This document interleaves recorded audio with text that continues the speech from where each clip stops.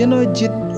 Alexander Mitrovic napdeng Lionel Messi bat Cristiano Ronaldo kulai piper lok perjuar bersio tenan ban sengap pengen ke channel jungal cobaban like subscribe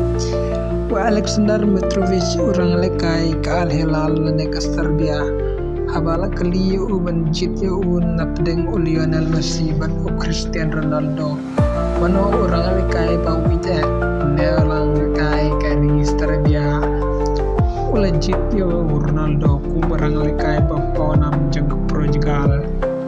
ban ya orang lekai bapa nam jeng Argentina atau de Lionel Messi kum ke kubur bapa ni de Saudi Pro League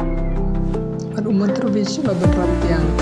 kejingi kun napteng Cristiano Ronaldo bat Lionel Messi kelannya adu arkus dem belum baru angut kirang lekai kelasin syari kejeng lekai football haki neki arkus nem kibalame bat kila job lang kumbah nyau kena teliki trofi bat kat lai teliki balandor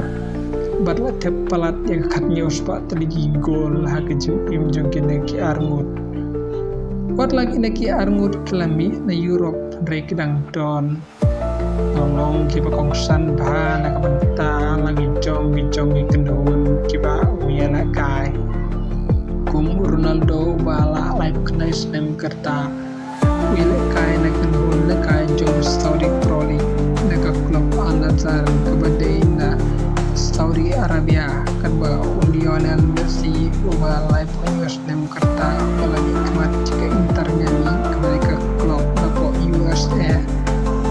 Major League secure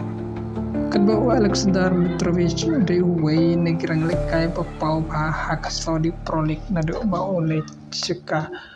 Saudi Arabia dari orang lekai balai posdem kerta ultep arpogol bat